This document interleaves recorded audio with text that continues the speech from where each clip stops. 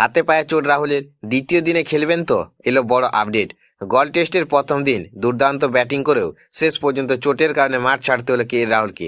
তবে দ্বিতীয় দিনের আগে ভারতীয় শিবির থেকে এসেছে স্বস্তির খবর। শ্রীলঙ্কার বিরুদ্ধে প্রথম টেস্টে টস জিতে প্রথমে ব্যাট করার সিদ্ধান্ত নেয় ভারত।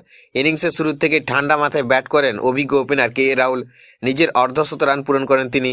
কিন্তু চা বিরতির ঠিক আগেই শ্রীলঙ্কার পেসার লাহির কুমারের একটি বল তার ডান হাতে জোরে আঘাত করে। ফিজিও মাঠে এসে প্রাথমিক চিকিৎসা করলেও কয়েক বল পর আবার তার কবজিতে বল লাগে।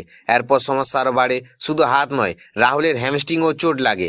চা বিরতির পর ব্যথা নিয়ে ব্যাটিং চালিয়ে যাওয়ার চেষ্টা করেন তিনি, কিন্তু কয়েক বল পর শারীরিক অস্বস্তি এতটাই বেড়ে যায় যে তাকে মাঠ ছাড়তে হয়। প্রথম দিনে রাহুল 162 বল খেলে 9টি চার এবং 1টি ছক্কার সাহায্যে 77 রান করেন। মাঠ ছাড়ার সময় সতীর্থ ও মেডিকেল স্টাফের সাহায্য নিতে হয় তাকে।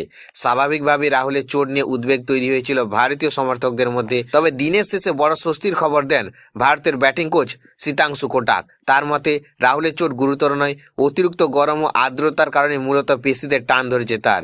সবকিছু ঠিক থাকলে দ্বিতীয় দিনে আবার ব্যাট হাতে ক্রিজে ফিরতে পারেন কে রাহুল, অর্থাৎ 77 রান থেকে ফের শুরু করতে পারবেন তিনি। প্রথম দিনের শেষে ভারত 2 উইকেটে 288 রান করেছে। দেবদূত পাডিক্কাল 131 এবং ঋষভ পান্ত 27 রানে অপরাজিত।